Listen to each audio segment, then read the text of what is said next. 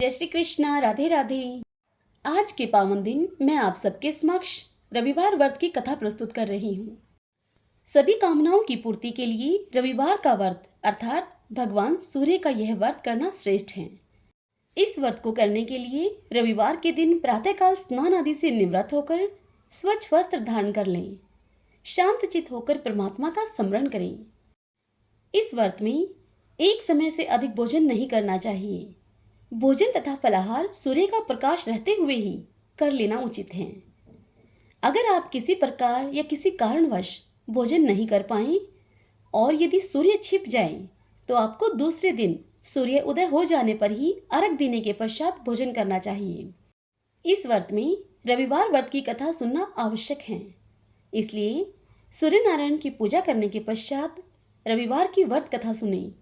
इस व्रत के दिन नमकीन तेल युक्त भोजन कदापि ग्रहण न करें। इस प्रकार विधि विधान से इस व्रत को करने से व्रती का मान सम्मान बढ़ता है तथा उसके शत्रुओं का क्षय होता है। इस व्रत को करने से आंख की पीड़ा के अतिरिक्त अन्य सब पीड़ाएं भी दूर होती हैं। आइए भक्तजनों, अब हम इस व्रत की कथा को सुनते हैं। सब बोलिए सूर्य नारायण भगवान की जय।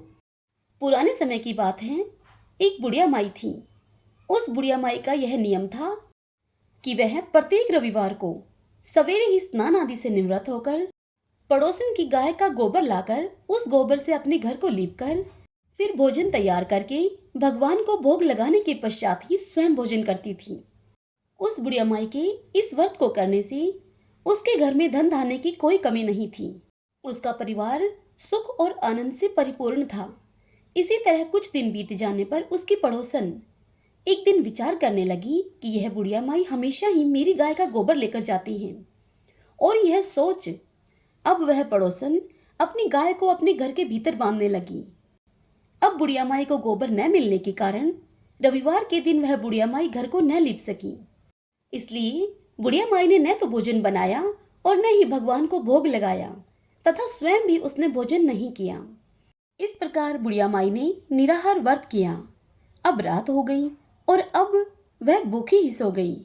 रात में भगवान सूर्य ने उसे स्वप्न में दर्शन दिए और भोजन न बनाने तथा भोग न लगाने के लिए उससे कारण पूछा। तब बुढ़िया माई ने भगवान सूर्य को गोबर न मिलने का कारण बता दिया। तब भगवान सूर्य ने उससे कहा कि माता, हम तुमको एक ऐसी गाय देते हैं जिससे कि सभी इच्छाएं पूर्ण होती हैं, क्योंकि तुम हमेशा रविवार को गाय के गोबर से घर को लीपकर भोजन बनाकर फिर मेरा भोग लगाकर खुद भोजन जीमती हो। इसलिए तुम पर मैं बहुत प्रसन्न हूँ। मैं खुश होकर तुमको यह वरदान देता हूँ तथा अंत समय में मैं तुम्हें मोक्ष देता हूँ।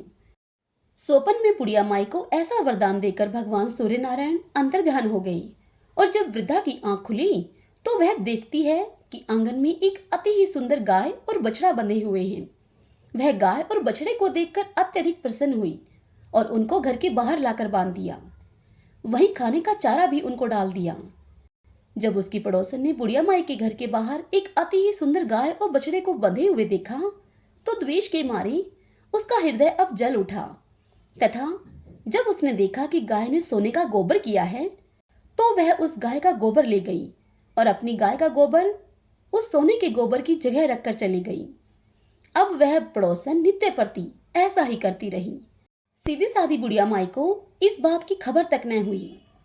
तब सर्वव्यापी भगवान ने सोचा कि चालाक पड़ोसन के कर्म से बुढ़िया माई ठगी जा रही हैं।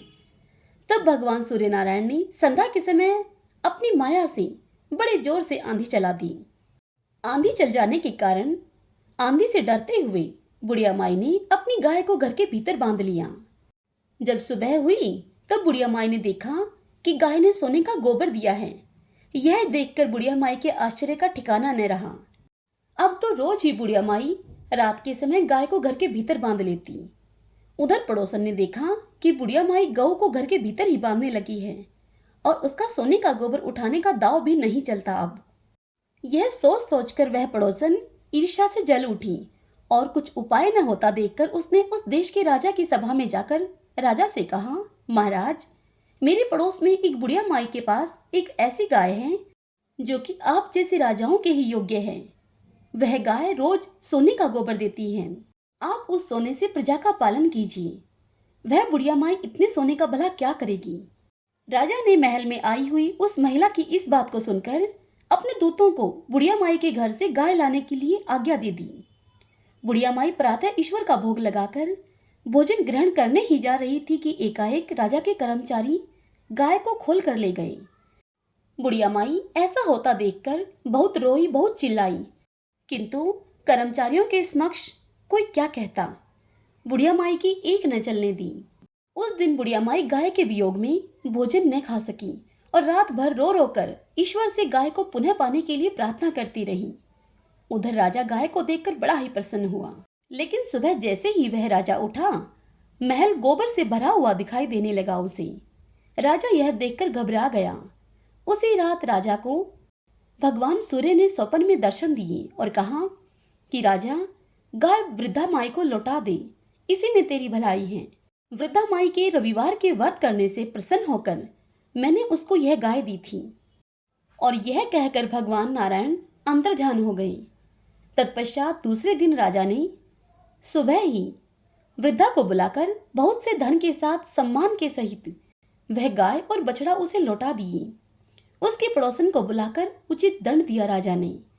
इतना करने के बाद राजा के महल से वह गंदगी दूर हो गई। उसी दिन से राजा ने नगरवासियों को यह आदेश दिया कि राज्य तथा अपनी समस्त मनोकामनाओं की पूर्ति के लिए रविवार को व्रत करो। रविवार का व्रत करने से नगर के सभी लोग सुखी जीवन व्यतीत करने लगे। अब कोई भी बीमारी तथा प्रकृति का कोई भी प्रकोप उस नगर पर नहीं होता था। सारी प्रजा सुख से रहने लगी। सब बोलिए सूर्य नारायण भगवान की जय।